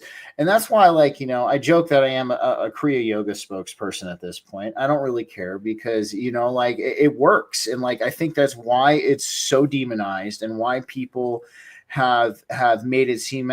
They got a Kundalini Yoga documentary. I think it's on Netflix or on Prime. I don't remember which one it was. It's like a 3-episode documentary. They kind of dive into it. And it's a lot of this demonization. It's almost like this fear-based mentality. Could you DM me the title of that? I want to check. Yeah. I'll DM it to you. I'll DM it to you when we get off air. Okay. But they approach it in such like a negative, like doom, like you should be afraid of this. And let me tell you what, man, I've been doing Kundalini Kriyas now for 2 years. Okay, for 2 years. My life has changed so profoundly for the better. And and I even want some of the people who have been with me since season 1, because I started doing, Kriya Yoga, just at the end of season 1 into season 2, and look at me as season 1 and look at me now. And that should definitely show you at some point that there's something to this. And that's why I think they make it so taboo, because dude, if this stuff was commonly practiced, mental health care, physical health care, just all of these typical traditional methods, in my eyes, would become obsolete, because you have now a very ancient method that has been practiced for thousands and thousands of years, that has apparently kept Mahatma Babaji. Helped him live to be 256 years old and still look like us, in his appearance. So I'm with you, man. Yeah. I think people should have the choice. I really do. I think there's a lot of hidden methods to this. Yeah, go ahead. And they've actually done scientific studies on it too. No shit. You're gonna have to send me those, because I need to see. I haven't found them. I saw them on a documentary. But the next time I come across it. But some scientific people actually studied the monks in the temple when it was freezing cold and they were upping their body temperature. Oh yeah. And also the guy, there was one guy who healed frostbite on his own. And then that same guy went into like very, very cold freezing water and was able to hold his breath for 19 minutes. Oh yeah. And what science said about it, and this was interesting, and I would say that it's the way how they perceived it is true, but what they do is they tap into a very ancient fear response, is what it is. And so in a way, fear, if you know how to use it correctly, I mean, yeah, if you overcome the fear, if you conquer the fear, then it transforms you. I 100% agree with you. I think also what kind of plays into that also is it's our mental faculties react with our reality. They are intertwined with our reality. And a good example, I can tell people about this too. You can test it out yourself to see how your mental faculties interact with reality. So here's this example. Let's say you have to do something, right? Let's say you have to do it. It's not a matter of you want to. You have to do it, but you don't necessarily want to. One thing you're going to notice is it's going to seem like you have to jump through hoops of fire to freaking get this thing done. Especially, like, you have to do it. Like, you need to do it, but do you necessarily want to do it? No, your head, heart, and hands are not aligned with this. And one thing you're going to notice is you're going to have to jump through figurative hoops of fire to be able to get this done. But the minute it changes from you have to do it to you want to do it, bro, it is like the sea parts and there's a direct freaking path right to where you need to do this thing, dude. I swear, you can test it yourselves, everybody. Like, it's plain and simple. Your mental faculties interact with this reality. And what I do think happens too in those instances, definitely kind of like an ancient fear response. But I also feel like they overrode the ego mind, right? And this is something that a lot of these practices, like these Kriya practices, these, even if you want to go the it's not technically Taoist, but I'm going to say Taoist route of the Nidhan internal alchemy practices, which is pretty much like the Taoist version of Kriya yoga. What they teach you to do in these practices is override the ego mind. Like, when we talk about, we have our ego. Yes, we need it to survive. We need it to, here in this density, to order to experience separation, because if we didn't have it, we would be laying on the floor in oneness all of the time, which isn't such a bad thing. Don't get me wrong. It's good to do that every now and then. You know what I mean? I think it's an illusion, the ego.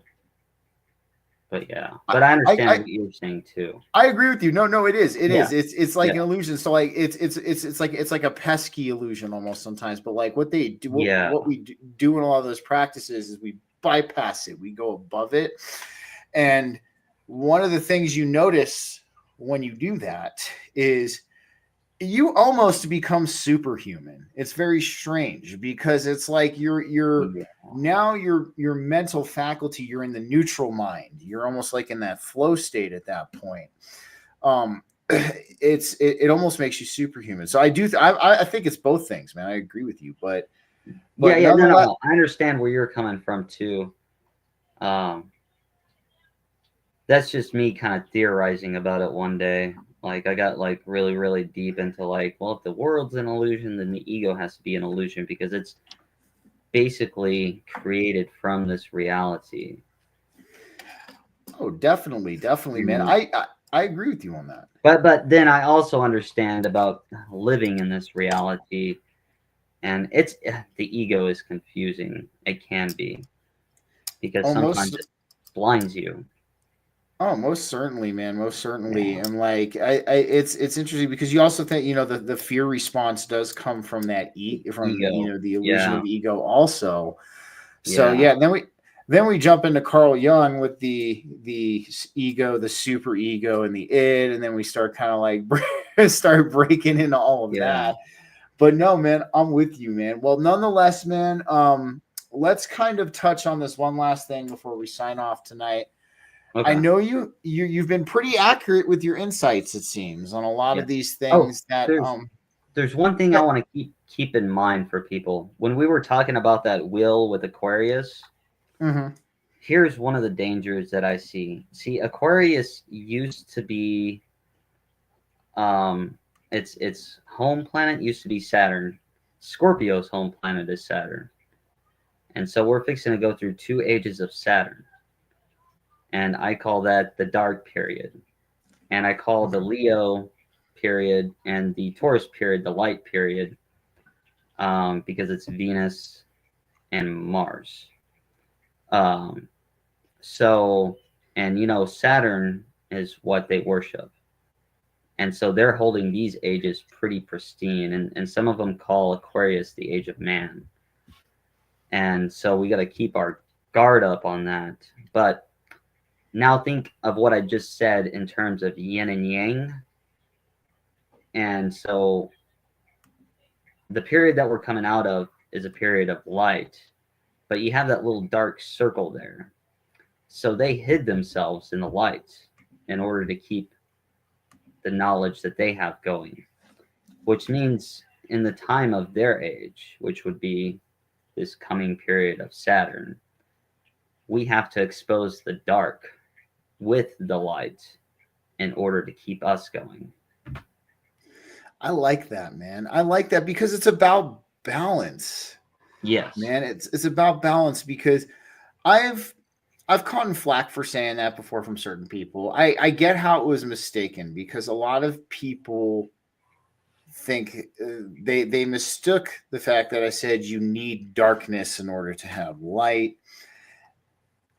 When we kind of break down the spiritual and the esoteric aspect of that, they can't, in this reality, they can't exist without each other. We look at, the Hermetic principles. They say everything, Hermes said it in a weird way, so please do not mistake. He said everything has gender, but he also said everything has polarity, right? And, and that you cannot have one without the other here, at least in the third density existence. So I'm completely agreeing with what you're saying. You have to bring out the darkness with the light, and it's part of that balance. You know what I mean? It's part of the understanding, because I'm going to get real deep here. And I know a lot of people there's a lot of people, everything ultimately services creation, our evolution, and the one here, right? And that's essentially everything, whether it sways in the polarity of the dark or it sways in the polarity of the light.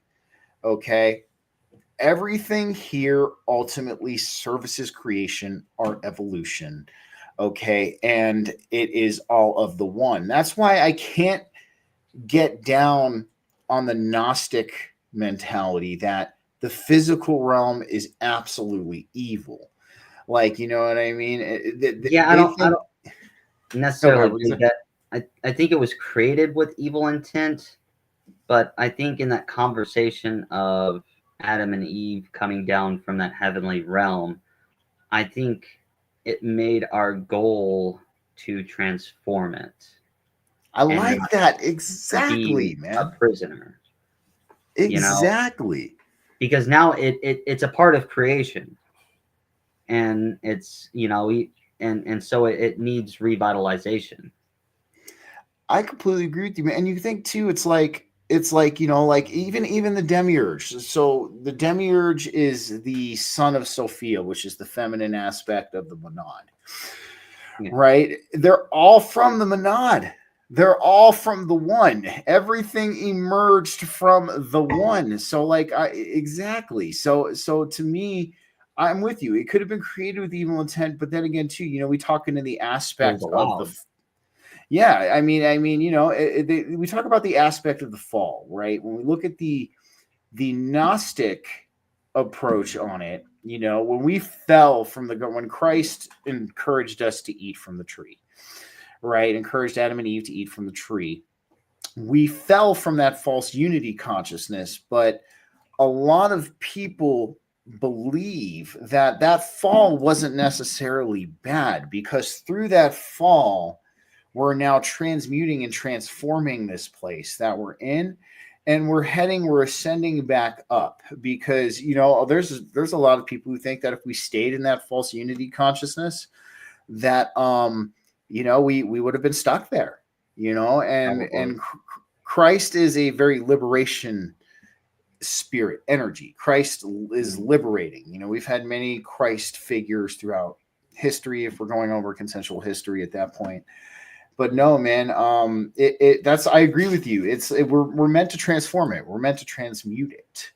You know what I mean? We're meant to turn it into, it was supposed to be, there's a lot of different, you know, spiritualities that talk about how this was originally supposed to be a playground for us, like a creation station almost, you know, like we were supposed to come here and work on our manifestation and our creation and all of that. And, you know, whether there was a sleight of hand at play or not, I don't know. But I'm with you, man. It's to me, it's about understanding, like you said, we're here to transform it. I also feel it's about understanding its purpose in our evolution, you know, not being attached to it in the sense that we think that this is all there is and it becomes the focal point of our reality.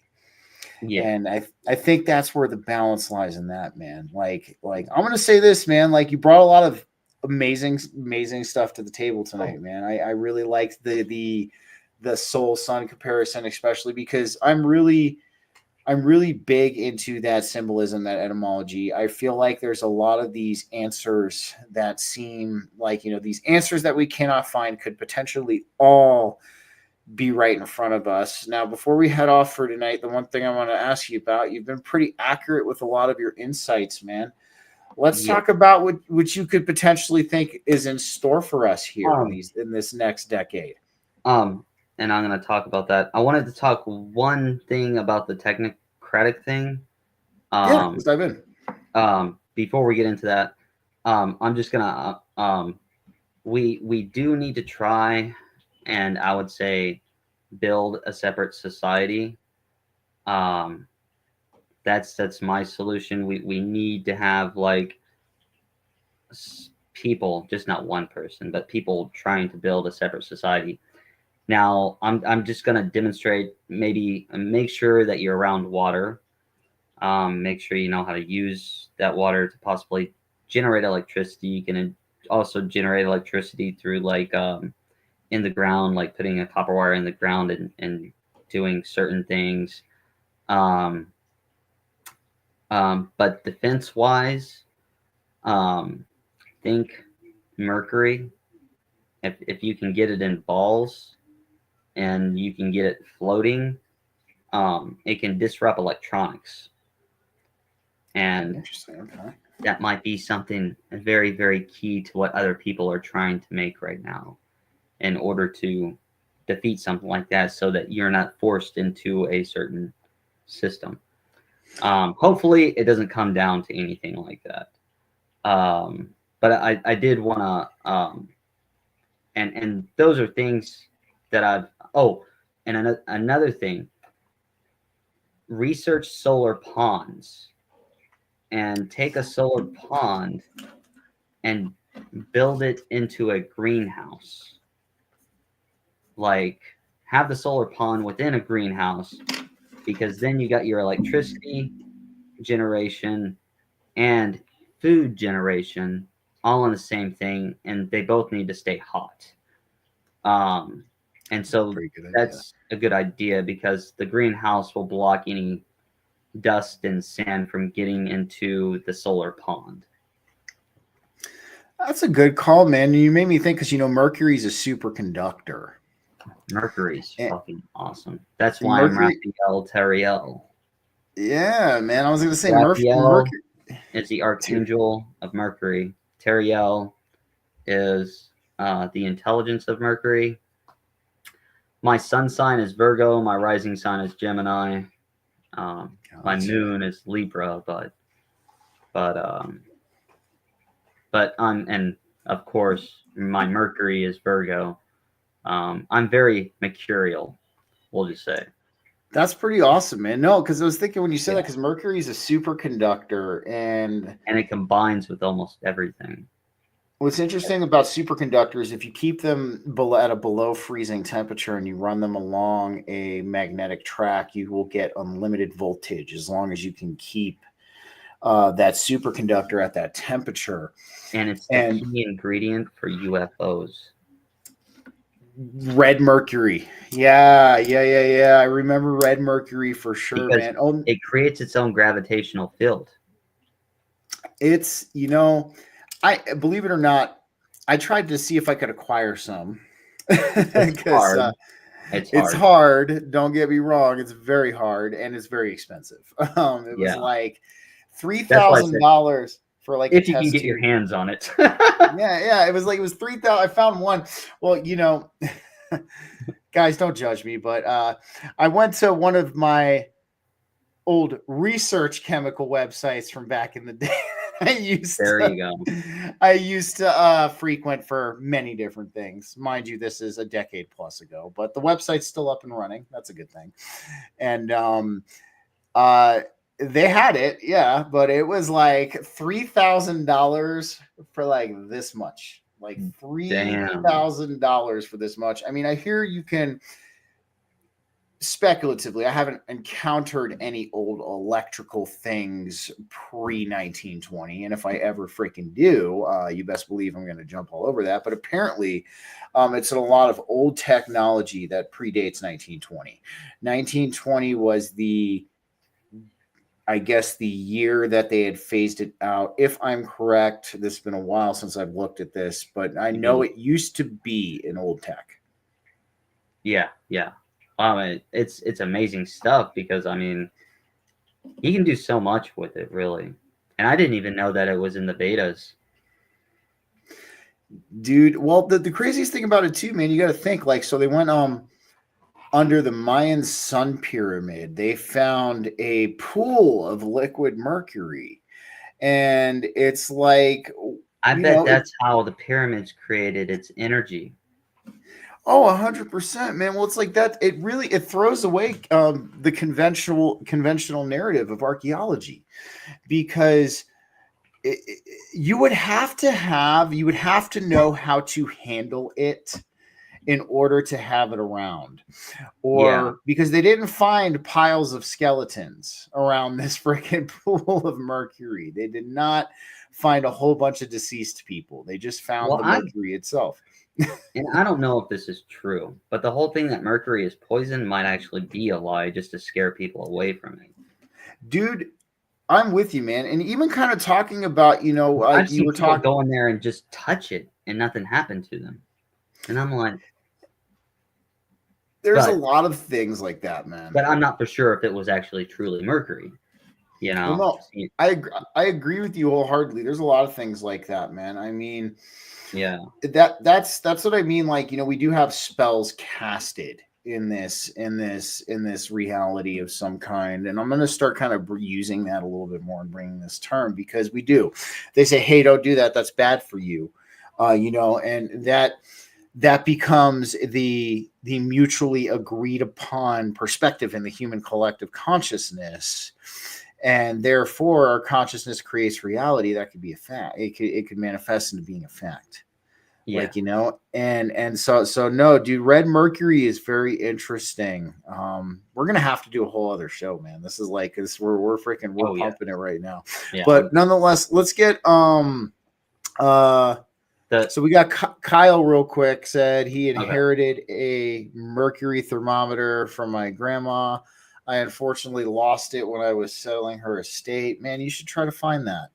I'm not saying mess around with it, but find it and kind of take a look at it, man. But let's hear your insights, man, because like you said, you pegged the virus like before anybody else did. What do you think we're kind of in store for here? So, okay, everything what I'm going to tell you is things that I've remembered or I'm hoping that I remembered correctly from documents when I was 15 that I read in 1998. And we're coming up to this part. Now, I know that there's a book called Trump and the Last President, but he's not the last president. In the documents, there's one more president that's fixing to come, and it's after Trump. And the person called him the Great Uniter. And he said and this is what made me wonder if something was going to go wrong during Trump's term, because I voted for Trump, you know. Mhm. So and I'm going to criticize if he does anything wrong. Nobody's above criticism. And he said that the people finally got it together and actually elected a good person. And that made me wonder what was wrong with the most hated, which is how we referred to Trump. And that's where I'm like, we could be in for some surprises that we haven't foreseen.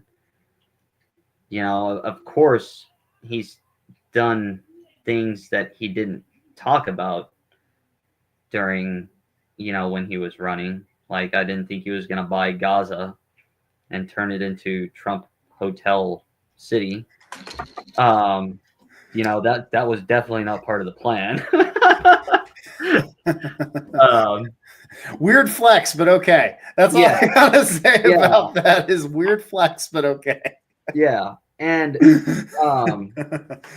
I've also read a lot of documents because I know what to research when I'm looking for things. And so I'm pretty positive, and I've talked about it for a long time, but a depression is coming, and it's going to be a global depression. I have it on my YouTube channel under my BRICS series, where I've taken peer review papers about BRICS and I've just like torn them apart. There was one of them that was even titled "The Illiberal World Order," where it talked about China coming in and taking over the WHO and stuff like that. That was part of the plan, because everything's focused on China, and everything's been focused on China since 2001, when Goldman Sachs created the idea for BRICS, and that happened 2 months after 9/11, and that's on their website. It's very interesting because that's how they do it. That's how they do it, man. They use the time, our perspective of time and what we experience as time as their ally, because they'll that's why I, you know, the way I explain 5D chess is like, you know, you got to think like, you know, think of 5D chess as this. A chess piece can be a number of things. It can be just kind of what you said, the idea that comes into play. It could be a person. It could be an event. It could be something weird. But when that event hits the board, there's almost like this ripple effect, like this cacophonic, or this crescendo, I should say, not cacophony, although a cacophony is almost like that, but it's like a crescendo effect occurs, and like it causes this reverberation effect that maybe 10, 20 years down the line, it's going to produce this desired result that they're looking for. Yeah. And people have it wrong too. 2030 is not what they're looking at. That's a small goal. 2050, 2049 is what they're really looking at, because that's like, I think 100 years of the CCP or something like that. There's some kind of big Chinese like celebration for that. So, and the Great Depression is going to begin by the collapse of China's economy, and then the collapse of India's economy. And then once it hits that point, it's going to be a global depression. Very interesting, man. Very interesting. That's just the beginning.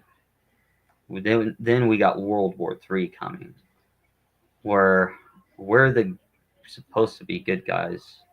But the bad guys are definitely China, Russia, and Iran. Russia does end up switching sides, but this is not going to be no easy war. Um, that's coming, and I don't think that's going to quite take place until the Great Uniter. So let me speak about the Great Uniter. Mhm. He's supposed to be young, supposed to have a message that uniting the country. And let's see, you got that, and then he or she, I don't know it, gender, what it's gonna be, but the guy said that it ended the old man presidencies, and he's the one who does that. He ends the old man presidencies. He doesn't want to go to war, so something must happen that actually brings us to war.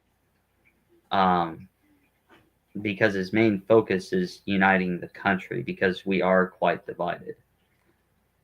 Um, and and to be honest, I mean, with the theories that they have, and to put it into use, you could unite the country in 2 to 5 years, maybe. It would, you would be able to. It would be an overhaul of a lot of things. It would be, yeah, But no, it could be feasibly done, especially if coming from somebody who the country sees as an authoritative figure. yes, It would not be relatively hard to do in that time period, and that's where it all comes into play. Though is it has to be some kind of authoritative figure, because I'm sitting here I'm sitting here and screaming it to the rooftops, and I'm hoping it's a good person because after this war is over, if I remember correctly, it talked about a one world government forming. And I'm not necessarily against the one world government if it's good, but if it goes the technocratic route, then I don't like that. I That agree with you. I think it yeah, needs to be our choice, is what yeah, it needs to be. It can't be and it feels like it's something. being snuck in. Yeah, it can't be. It can't be because it can't. It has to be the only way a one world government would ever work, at least in my eyes. And the only way a one world government could be a good thing is if we all, number one, we cultivated a sense of peace and unity in our collective. I would even say Yes, globally, yeah, without the influence of government. Of course, if this great uniter um, appears to be altruistic and tried and true, that could potentially be a facilitator of it.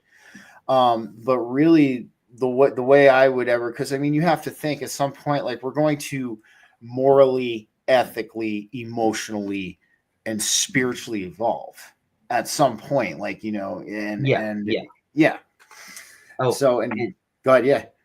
something that I haven't seen yet, at least this hasn't like occurred. I mean, you can kind of see it in the making, but I remembered, and this wasn't maybe verbatim, but I just kind of remembered it that way from the way how the person was talking about it, or the way how he wrote it. But one party will rebuild, and another one will fall, and a new party will rise. Very interesting, man. Very, Yeah, very interesting. Well, I'm going to say this. You got me intrigued by this great uniter. yeah, Um, I it's a very interesting thing. I do think you could be right about a lot of this. It's very interesting to me. And we're going to have to, I think like you said, we're going to have to keep our minds strong. We're going to have to stay in that positive mindset. And we're going to have to just continue healing ourselves and continue to do the work. And I Yeah. think eventually that we will get there, man. We will. Nonetheless, man, it's been 2 hours. I have got to head off. I gotta You're head. good. Yeah. No, that was a Yeah. great talk, man. I really Yeah. enjoyed it. I really enjoyed it, man. So, real quick for all of the viewers and listeners, I have your X profile, your YouTube channel, and your Rumble channel on both the Rumble and YouTube descriptions. But if you would like to tell anybody else where they can find you, what you're working on, and where they can grab your book once it's done. Oh, yeah. Oh, my book is done. Well, the first Oh, one. nice. Hell yes. So we that's got the first Reborn. The Days of Earth. Yes. Where can everybody get that, man, if they want to check it out? It's on Amazon. It's my pinned tweet on X. It has the link there, and I do sample readings of it, like up to chapter 10 on YouTube.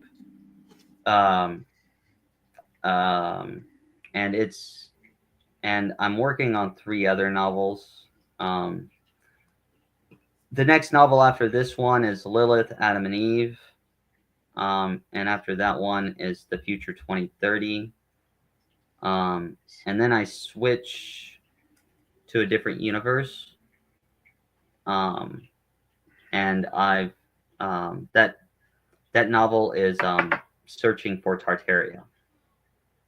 Yes. Oh man, I'm gonna have to have you back on a little bit later in the year. That's cool. Yeah. I wanna because I wanna discuss Tartaria. I mean, there's I actually have peer-reviewed documents about Tartaria that I've posted on my YouTube channel.